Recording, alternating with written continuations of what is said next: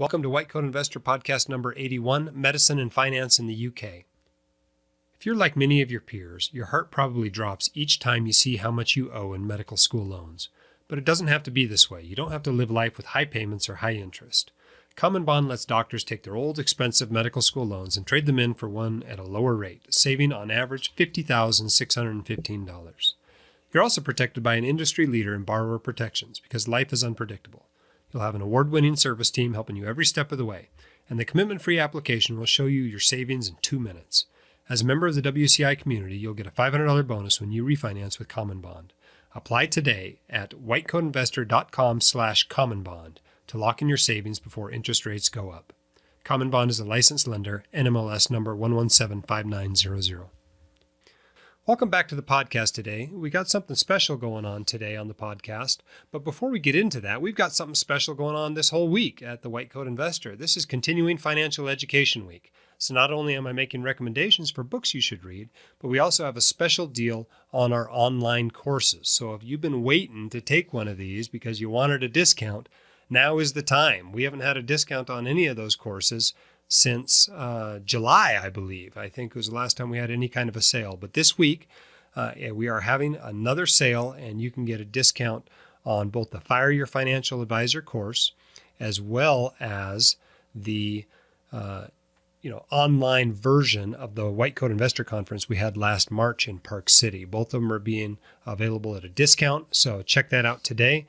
You've only got a couple of days left before that goes away.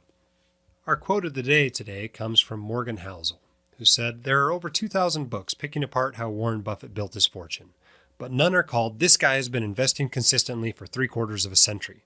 But we know that's the key to the majority of his success." Our special guest today is a UK doc, so let's get into it. Welcome to the White Coat Investor Podcast. Today we have a special guest. We have Dr. Nikki Ramskill, who we are keeping up late at night in order to be on the podcast because she is located in the UK. She blogs at thefemalemoneydoctor.com, which, as far as I can tell, is the first money blog written by a physician in the UK. Welcome to the show, Dr. Ramskill. Thank you very much. I'm so delighted to be here. I'm excited not only that you're here, but that you have the great British accent. I love having it on the show. It makes for a change from what we normally have. Well, I'll do my best. Let's start at the beginning. Let's have you tell us a little bit about your upbringing and family. Great. Okay. So I come from, I suppose, quite an ordinary family, really. Nobody in my family is actually a doctor or a nurse or anything medically related at all. I was the first person to go to university. So very kind of new. It was very new for all of us, to be honest, when I first decided to go into medical school. However, my sister, my mum, my dad, they're all kind of very service-based professions that they're in. So I guess it wasn't a million miles away from deciding to become a doctor. I was good at science at school, so it kind of it led on from there, really. I don't think it was a particularly extraordinary upbringing at all. It was a very, very nice kind of middle class, living in London. Yeah, brilliant. And are you still in London? I was until about a year and a half ago, and then I decided to move out of London. And I now live in an area called Milton Keynes, which is probably around an hour and a half, 2 hours drive from London. But it's got very good train connections, so I can be within 45 minutes of London if I wanted to be. That's great. Tell us a little bit about your education and training. So the way that you become a doctor in England is that you start off by doing your medical school training, and you can go into medical training literally from the age of 18 if you wanted to. So that's how I got into medical school. I started at the age of 18. You can then do a 5-year degree program, and then if you want to, you can do an extra year where you gain an extra degree as well. So I actually did 6 years in the end, and then at the end of 6 years, I went to a couple of hospitals around London where you rotate every 4 months into different areas. So I started off in kind of a very surgical based specialty, did lots of general surgery for 4 months, and then went on to medicine before finally then doing a little bit in A&E and moving on to other kind of medical specialties as well. So you do that for 2 years. I did a little bit of GP, which is the profession I've now decided to go into. I did a bit of obstetrics and gynecology. The idea is in the first 2 years after medical school training, you have a broad base to which then you can choose a specialty on that. So it's quite early, I think. I think it's probably quite different to how it is in America. From what I gather, you have to do another degree before you go into medical training. Is that correct? That's correct. We typically here will do 4 years of college or university preparation in something, may not even be medically related at all, followed by 4 years of medical school, and then 3 to 7 years of residency and fellowship training after that. It sounds like you get to seeing patients a lot faster than we do.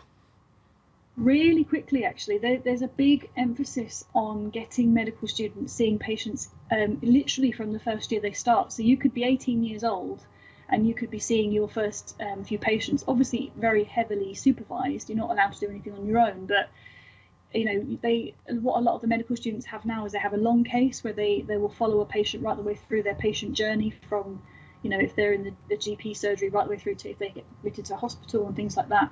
So medical schools now are moving away from the old-fashioned model where you do a lot of book work for 3 years or whatever, and then after that you go into clinical work.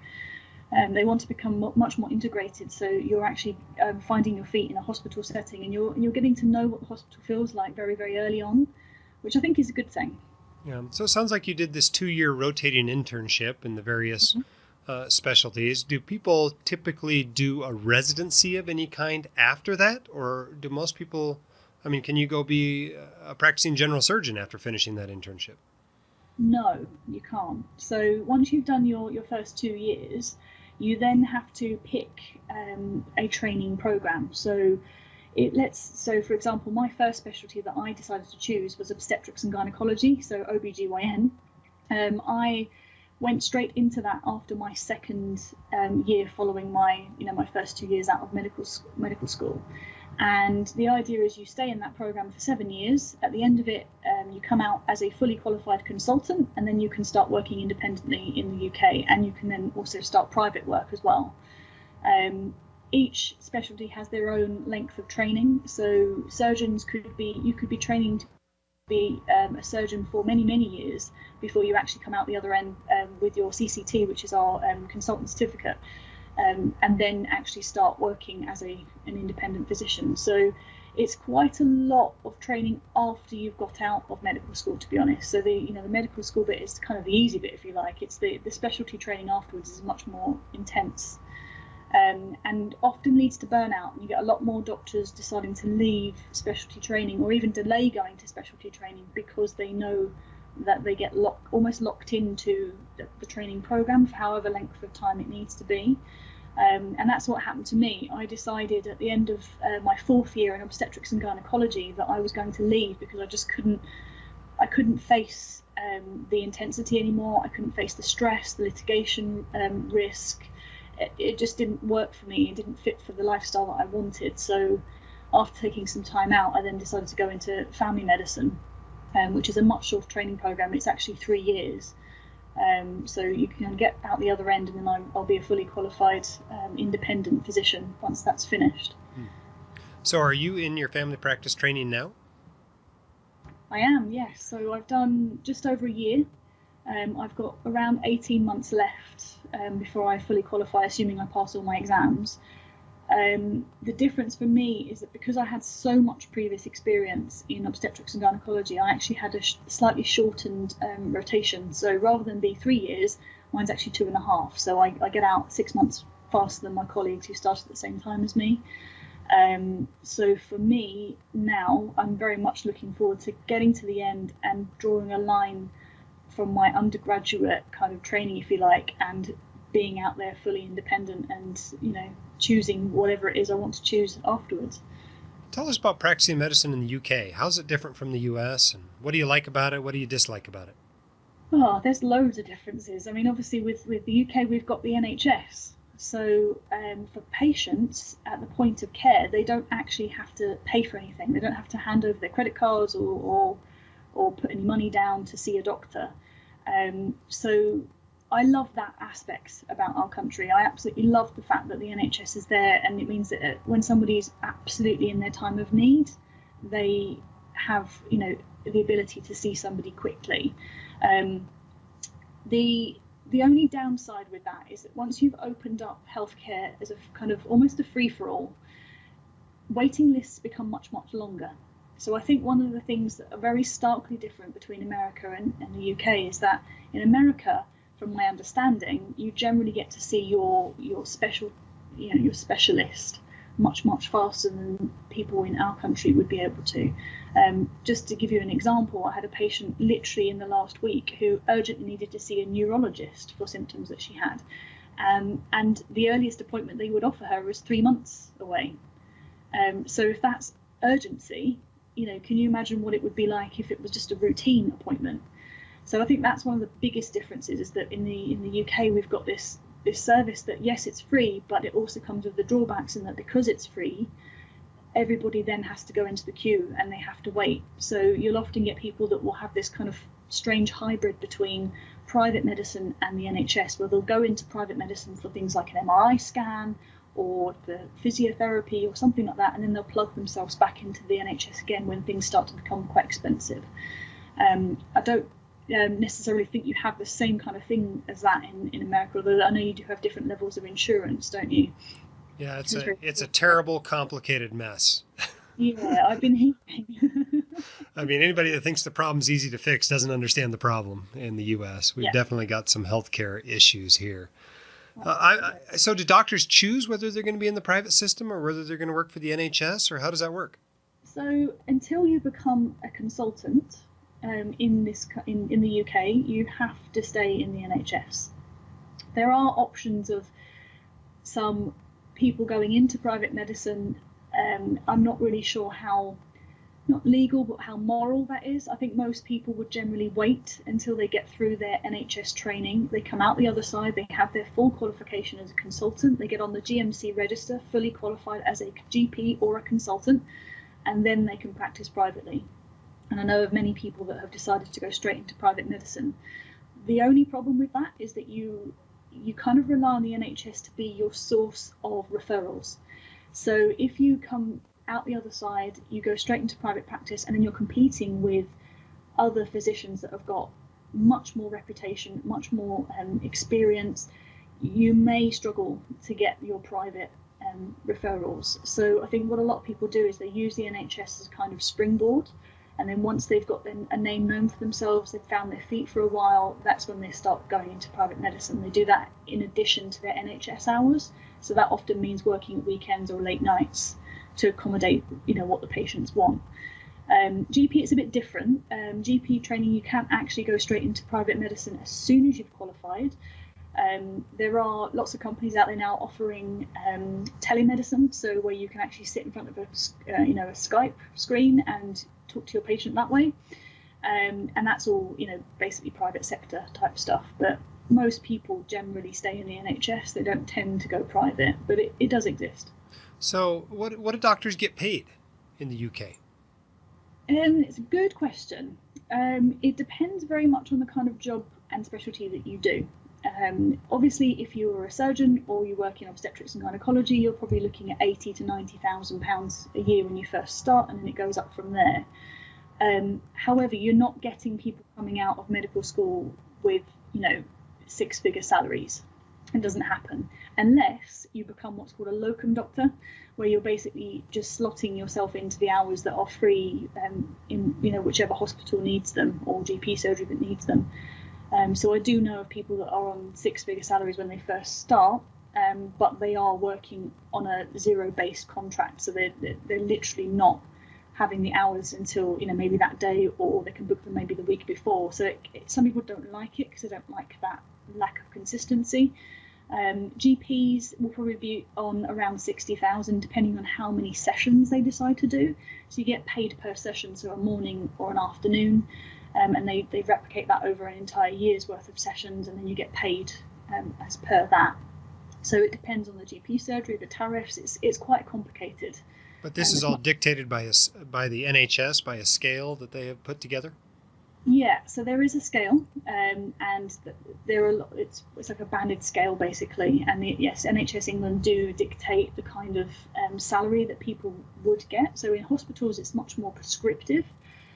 However, in the GP surgery, because GP surgeries are controlled by the GPs themselves, so they own the business as such, they can decide how much they pay people. So there's kind of like a recommended amount, and then they can decide if they want to negotiate with that individual about how much they get paid. Super interesting to get a glimpse behind the scenes of how it's done elsewhere. Mm. What about during that rotating internship? How much do you get paid during that period? Not a lot, if I'm honest, and it depends on whether you're in London or out of London.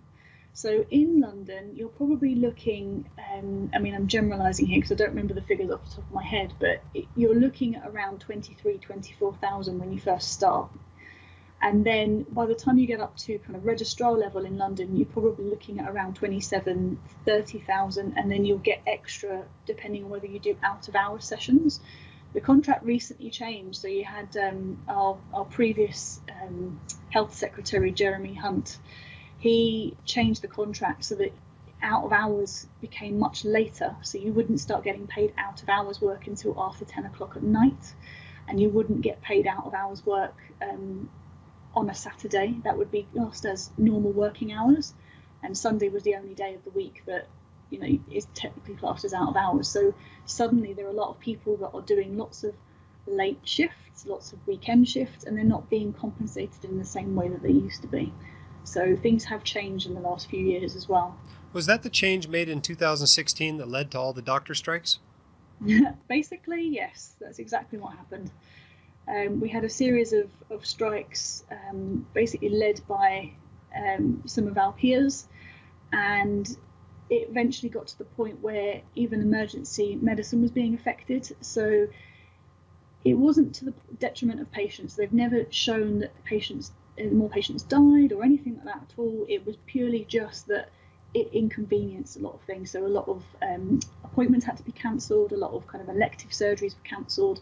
But the consultants generally were very, very supportive. So what they did is when the junior doctors had these days out of work, they took up the slack. So they carried our on-call bleeps. They made themselves present on the wards. They did a lot more hands-on type work in order that the junior doctors could do this strike.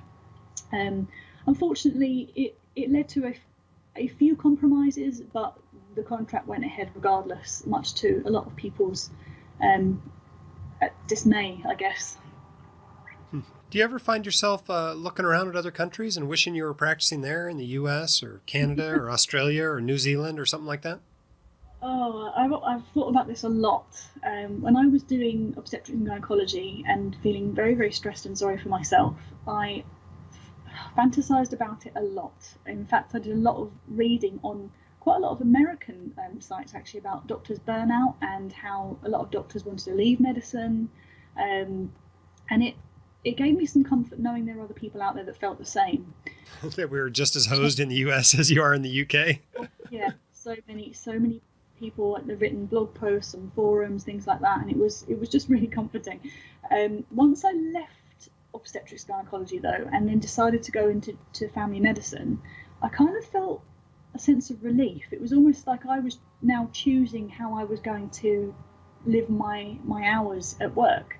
So the nice thing is that once I've finished my training, I'm no longer then bound by, having to do hours, having to answer to anybody. I can pick if I want to work 2 days a week, 3 days a week, or however I want to do that. I can do that myself. So I love that sense of freedom. So working in another country to me now is not as appealing as it once was, although we are still considering Australia because it's the closest healthcare system probably to our own, so I'd probably fit in there much more quickly. America has always put me off a bit because I had to do extra exams for it, so it's never really made me want to go there because of the amount of work you have to do to actually get into medicine. Yeah, I've actually got that same problem if I go to Canada. For some reason, as an emergency doc in Canada, you have to have 5 years of postgraduate training, and I've only got 3. And so I actually looked into it at one point, but that was a little bit too big of a burden for me to want to get over. Yeah, agreed. Now, in the U.S., our medical students, our docs, are starting their careers saddled by massive amounts of debt. The average is over $200,000 in medical school loans, and I'm starting to see people with $300,000, $400,000, $500,000. I think my record's over $1 million. Wow. How are people paying for medical school in the UK? Same thing. They're taking out loans. So what's actually happened is when I started my medical school training, fees for a year were only about £1,000, just over £1,000, which seems ridiculous now when I think about it. And the loan that I took out was to basically maintain a sort of semblance of a standard of living while I was training, so I didn't have to then work loads of extra hours and things on top of it to support myself. Now people are paying £9,000 plus a year to stay at medical school, which, I mean, still. Did you say nine or 90? 9,000. 9,000. Okay, still sounds like a deal to docs out here. I'll tell you that. Exactly. In fact, there was one girl that I lived with she came from Florida, and she chose to come to England because it was so much cheaper to practice to become a doctor out in England. So that's what she chose to do. She chose to up sticks and came to the UK to get her qualification. So it's still cheaper than it is in America, and I think a lot of people over here don't seem to really appreciate that. And there's a lot of people, I think I'm going to use the word whinge. I don't know if you use that one in America, but I feel like people moan a lot about how much they are paying in fees, when actually when you look around the world, it's not that bad. And then what happens is you get given a loan which you don't actually have to start paying back until you actually start earning money. And if you never get the threshold of how much you need to earn before you have to start paying back, you never pay the loan off. So it's got a very different set of rules than other loans that you would expect to be paying right from day one. You don't actually physically have to pay them back until you start earning. So I think there's a lot of miscommunication about how loans work for students. So I try and correct that whenever possible and try and reassure people that for us, having a loan for our medical training is actually not that big a deal. It doesn't affect buying houses or anything like that. So, for us, it's a bit different. I think in America, having student loans is a lot more burdensome, isn't it? Yeah, it's a big deal. I think you just made a lot of my readers or listeners very, very jealous. So let's talk a little bit about you. I mean, this is a financial podcast. You write a financial blog. Where are you at in your financial life at this point? So for me at the moment, I had a bit of an epiphany 3 years ago where I realised that I was in quite a lot of this is not debt related to my medical training.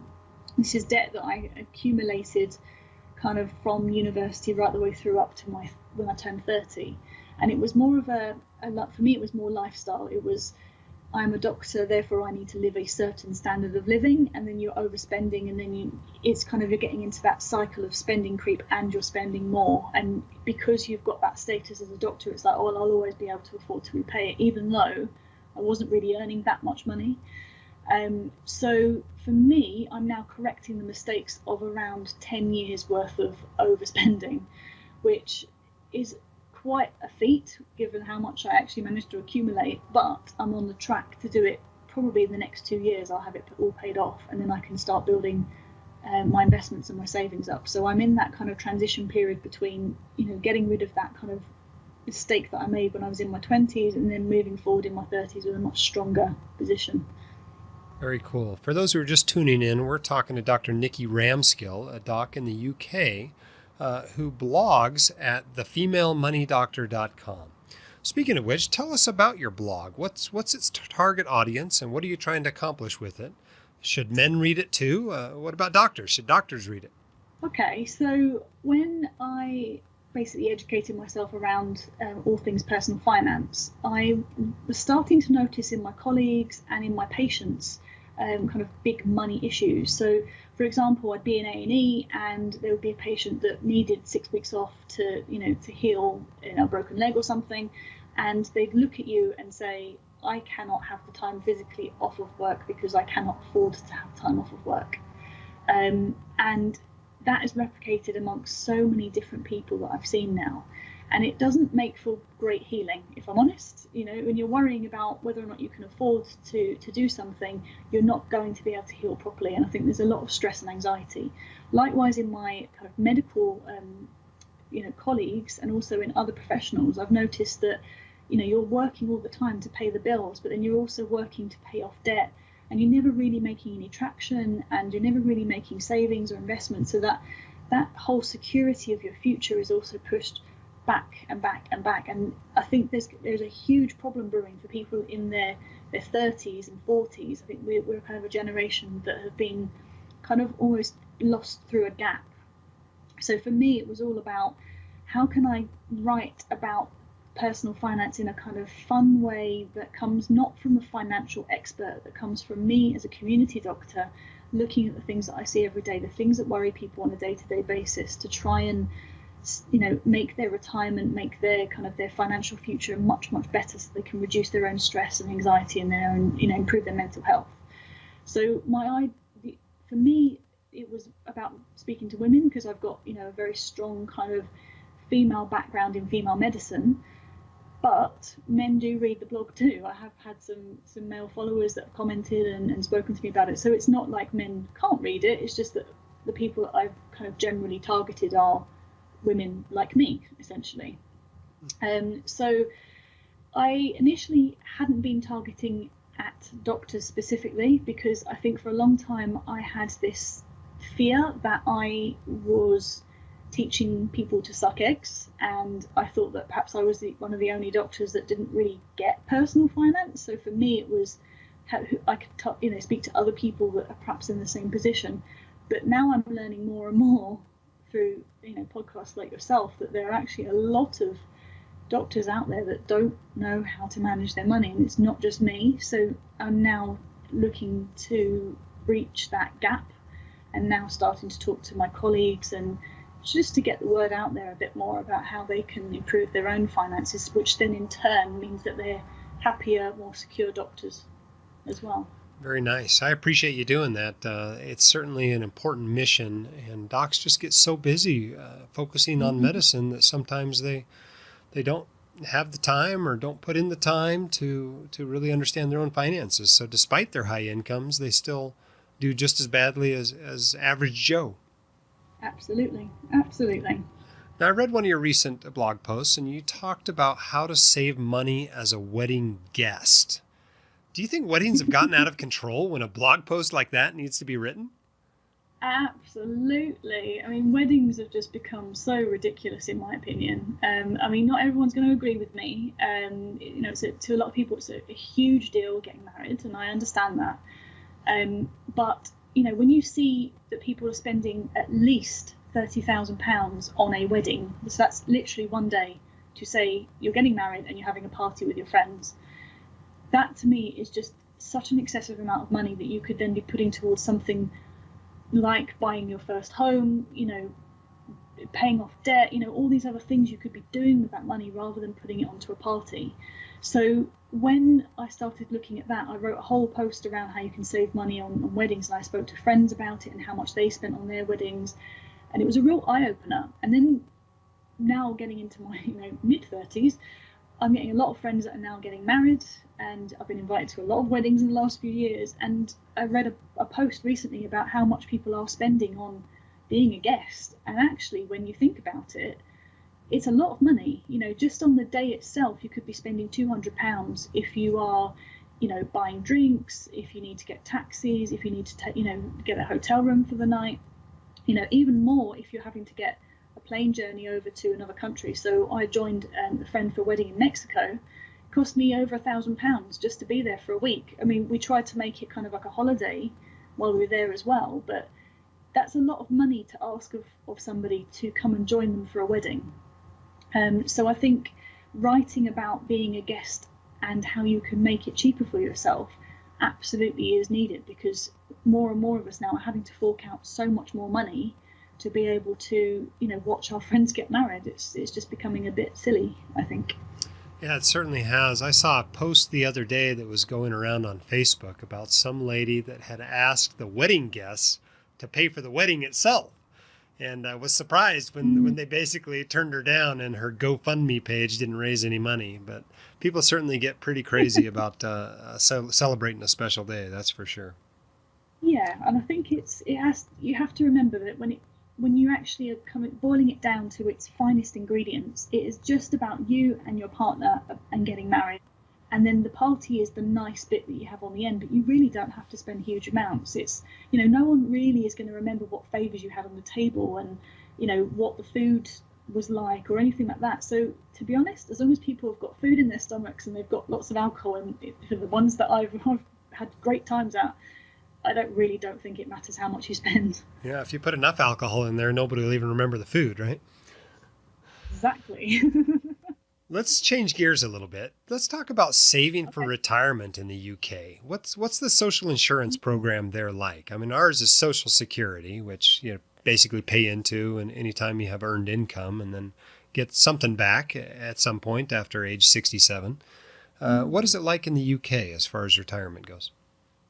So retirement is kind of one of those strange situations where, as I already kind of mentioned, people in their 30s and 40s kind of got lost a little bit. So for a long time, there was no responsibility on the government to make sure that we're all paying into a pension in our day-to-day jobs. We pay a small amount in national insurance, and then as we build that up with time, the government will then give it back to us when we get to our retirement age. Now, for many years, the retirement age has been climbing. So for me, my official retirement age, according to the government, is 68, and that's probably going to get higher. That's a minimum, I'd say, at the moment for me. And I'm only looking at around £8,000 a year if I stuck with a state pension. So that's kind of the bare bones of how much they would be willing to give you. And then beyond that, it was really up to the companies that you worked for to get your pension organised for you. And people could opt out whenever they wanted to. In fact, most people had to opt in to get into a pension.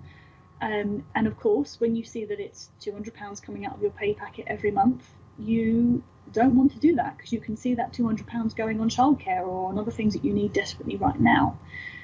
In the last few years, however, things have completely changed in that you now have to opt out of a pension. So you're automatically enrolled into a pension as soon as you start working. The only issue I have is that they're only taking around 1% of people's salaries at the moment. I mean, obviously it depends on where you work. Some people are only doing the bare minimum. Other people, like me working in NHS, I have a lot more coming out of my salary. I have over 9% that I personally contribute. And then my employer puts in more than that for me as well to make sure that I've got enough money at the end. So if you're only contributing around 1% of your salary, you're still not contributing enough. And they're now pushing it upwards. So from April 2019, basically people will be paying around 3% as a minimum contribution. And what the financial industry are now worried about is whether people are going to start opting out when they're being pushed. So it remains to be seen how it will change. But my hope is that people won't notice the difference and they'll just keep paying into it. But we all know that not everybody thinks logically when it comes to these things. And if they need the money for childcare or whatever else they need, I can totally see people opting out of these things as they have to pay more. Inertia is a powerful thing. Sometimes if you just force people to opt out, they just won't because it takes effort. So it's an amazingly powerful way to run a retirement program. So these are traditional pensions that the employer is in charge of the investments and they provide a guaranteed benefit to the participants. Is that what these pensions you're referring to are?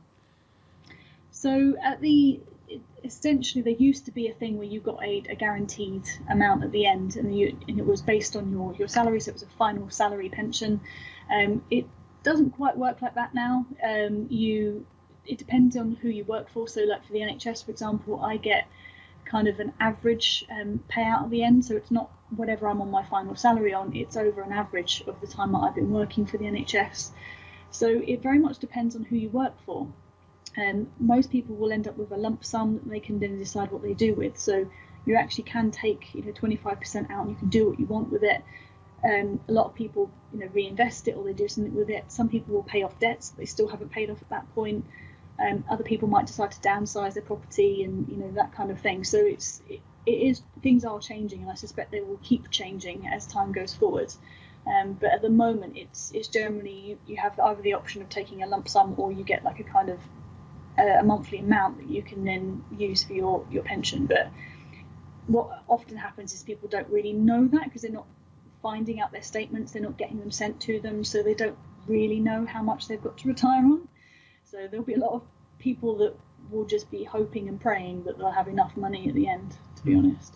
Do you also have any sort of retirement accounts, tax-advantaged investing accounts that you can use for retirement, like the 401ks or the IRAs that we have in the United States?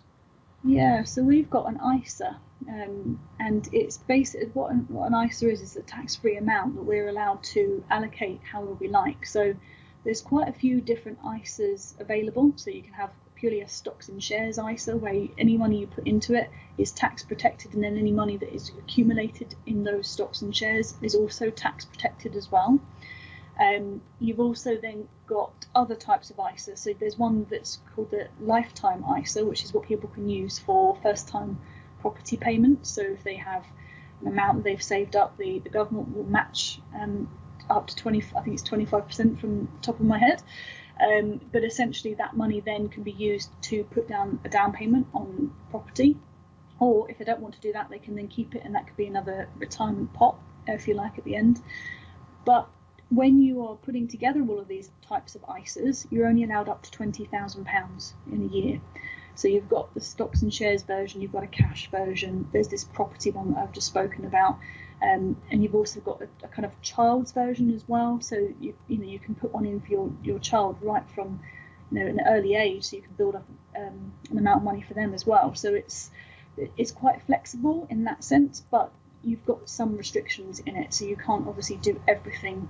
You can't have more than, say, 2 of these things, because you'll push yourself over these allowances. So you have to kind of decide how you want to allocate your £20,000 a year. For most people, they don't have that money in a year, so it makes no sense.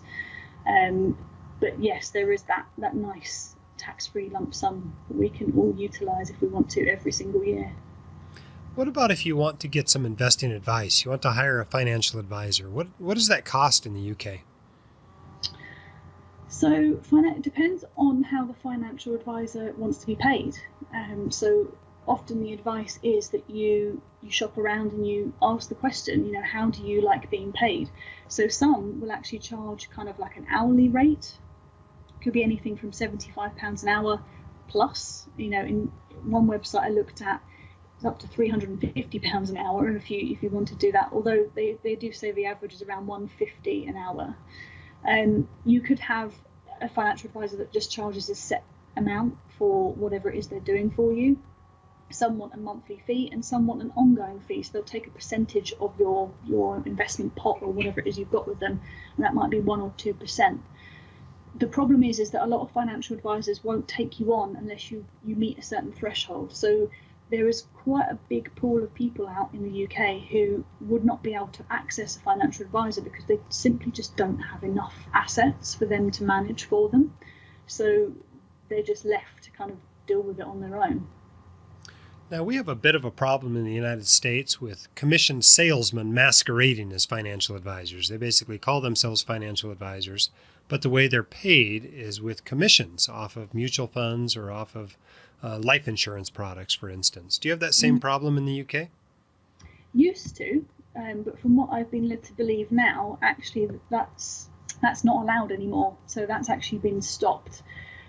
Obviously, it doesn't stop a lot of companies from charging fees and things like that on top of what they're already putting into the pot for you. So if they've chosen not a passive fund, but they've chosen somebody to do an active managed fund for you, that person gets their fee, and then they're also then charging, the financial advisors charging a fee on top of that. So even though they don't get their kickbacks, they will get their money elsewhere. So they'll get it through their regular fees or how much they charge you to put together your portfolio. So yeah, it's not quite the same way in this country from what I've been told from my financial advisor colleagues. Yeah, it seems a little more transparent anyway. Absolutely. So are low-cost index mutual funds available in the UK? I mean, how do you invest when it comes time to buy some stocks from the UK or stocks from the US for that matter? Yeah, so these are my favourite type of investments actually. So we've got index trackers, exchange traded funds, the same as you do.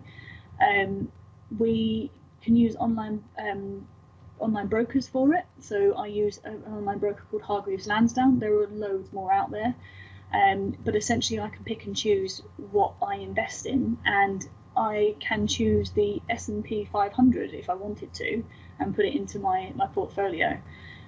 So I can have a nice coverage of both the UK and of America. So yeah, we definitely have low cost, passive index trackers that we can invest in as well. And you can start from £25 a month and you can build it up that way, or you can invest lump sums. It's very flexible. You can decide which way you'd like to go, depending on your financial situation. Do you have any idea what the expense ratios are on those exchange traded funds? So for the ones that I'm in, they're very, very low, 0.08%. It's that kind of, we're talking that kind of ballpark. And that's my criteria for picking a fund in my portfolio. It has to have a very, very low ongoing charge, basically. I have seen some of the active managed funds. I mean, recently I was looking at a couple of ethical investments, because that's becoming a much bigger deal now, I think, for people in the UK, maybe in America as well, I don't know. But they're a lot more expensive at the moment, because they're new and the demand's not necessarily there yet. So you're looking at 0.9%, 1%, something like that for those kinds of funds. So I always try and keep it, as low as I possibly can. And if I can get it around the 0.08% figure, then I'm happy. You're saying 0.8%, not 0.08%, huh? That's what I mean, 0.08%. Oh, 0.08%. Okay, all right. Yeah. That's about the same price of what we're paying in the United States. My understanding was, and perhaps not in the UK so much as in other parts of Europe, that it's just very difficult to find low expense ratio mutual funds. I've seen a few people on US based forums coming from Europe that have had a lot of trouble finding inexpensive mutual funds. Is that all a relatively new change in the last few years? Not really sure I can speak for Europe, but from what I've been seeing is that there's been a huge gathering, would be a huge explosion, I guess, of mutual funds. So, you've got Vanguard, for example, I know you've had them in America as well, and you've got these, they're huge now. As people, when you talk about index trackers and mutual funds, people say, oh, Vanguard. So yeah, I think it's becoming more of a thing. Certainly for as long as I've known about it, for the last 3 years at least, it's been a thing. I'm sure it's been that for a lot longer than that, before I was even aware of how to invest in stocks and shares. So maybe it's different in Europe, but it doesn't feel like there is a restriction in the UK. It might be that the access they've got is difficult. I mean, with Hargreaves Lansdown, I've got access to so many options. So maybe the problem is that there's a restriction on what they're allowed to invest in from their own country. That might be the problem. That may be the case. I just don't know enough about it to really say much more on it. But it sounds like you're set up pretty well in the UK. You've got a lot of great options. You've got some nice tax-advantaged accounts to use. You've still got a pension system in place, and there's some social insurance in place. It sounds pretty nice. Yeah, I think so. I think we've actually got a really good system set up. People are cared for if they have a problem. There have been issues lately with the change in how benefits work in our country. So people being switched over from their usual benefit system to what's called universal credit, which is basically just one size fits all. And unfortunately, payments have been taking their time to get through to people. There's been multiple issues with technology and all that kind of thing. And unfortunately, some of our poorest people are becoming massively affected by it, having to use food banks more and more. So even though we've got all these great sort of tax advantaged accounts and pensions and all those kinds of things, the poorest of our country are still really struggling. And if anything, things are getting worse for them. I know of a few colleagues, that I've worked with who have had to use food banks. And that's where you have a parcel of food given to you, which will last you, 1 to 2 weeks, and that's it. That's what you've got to live off of. So I think for the poorest in our country, I think things have got a lot of improving to do, and it's largely down to a change in government, I think. Although I don't want to get into the kind of politics of it, I certainly think that there's a lot more emphasis on people looking after themselves rather than living on government handouts, certainly the way that it comes across. So it remains to be seen really how this universal credit system is going to work for people, but certainly at the moment it seems to be a bit of a shambles and a bit of a mess. Yeah, I think the political changes in both countries have had some similarities the last few years, as the pendulum seems to swing back and forth between progressivism and conservatism, as it probably has done for millennia. Mm-hmm. All right, we're starting to run out of time here, but I wanted to give you a chance to ask, what else do you think physicians and other high-income professionals in the U.S., basically the audience of this podcast, should know but don't know? Yeah, I've been thinking about this question. I think for me, coming from a doctor's perspective, I think spending creep is one of the biggest things that people need to be aware of. And I'm sure the people that are listening to you are actually really savvy when it comes to this, but maybe not. I think professionals are extremely guilty of spend creep. We start working in our professional lives and we think that we have to look the part, drive a particular car, live in a particular neighborhood, have a certain size house to look successful, look like we're actually doing a good job. And actually this is one of the biggest problems, because then we get stuck in this cycle of having to pay more for things that we don't really get huge amount of benefit or joy from. And then we get ourselves stuck into this system where we have to work to be able to pay the bills and the credit cards and all these kinds of things, and we're not taking care of our futures. So for me, I think it's very important as a professional to guard against that as much as possible, and to encourage others not to do that as well. We don't have to wear a particular outfit or carry a particular bag or something like that in order to look like we're doing really well. It just shouldn't be like that. So I don't know if that's something that you have spotted in people as well, or whether you think that's getting better, but I certainly still see it around me. Yeah, I think it's an ongoing problem for docs and really for everybody, but docs just have the income to make the mistakes in a much bigger way, I think. Yes, I agree with you. I think the more money you have, the bigger the mistakes come. So yeah, I agree with that one. Well, Dr. Ramskill, thank you so much for being on the podcast today. Those who would like to read more of her writing can find that at thefemalemoneydoctor.com. And I really appreciate you taking the time out. And I know it's the middle of the day here, but it's a little bit later in the UK. And I appreciate you staying up late and talking to us tonight. No worries at all. No, it's absolutely fine. It's been great. Thank you very much. Thank you. I hope you all enjoyed that as much as I did. I thought that was wonderful to have somebody from another country that's not only a physician, but also interested in finance on the show. So I hope that was great for you. I always enjoy talking to Brits just because I like the accent. We've got a new thing going at the White Coat Investor. You can actually call in using your computer and leave us a question that we will play on air and then answer. You can do this by going to www.speakpipe.com/whitecoatinvestor. If you don't want to remember that, just go to the White Coat Investor podcast page on the main site, and there's a link right up at the top that you can click on and record your own message that will be used on the podcast. Now, don't use that to send us feedback or to send us hate mail or anything like that. I think we only get like 20 of them a month. But if you actually have a legitimate question, write it down and read it so it comes out the way you want it to, and we'll use it on the podcast. And that'll be a lot of fun, I think, to get some more fresh voices on the podcast. This podcast was sponsored by Common Bond. If you're like many of your peers, your heart probably drops each time you see how much you owe in medical school loans. But it doesn't have to be this way. You don't have to live life with high payments or high interest.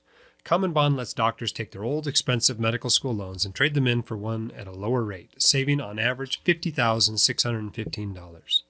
You're also protected by an industry leader in borrower protections because life is unpredictable.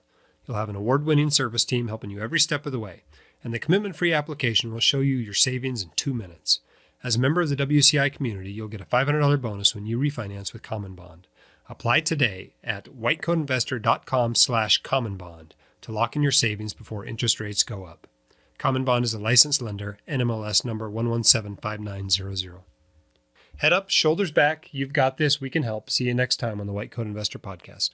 My dad, your host, Dr. Dolly, is a practicing emergency physician, blogger, author, and podcaster.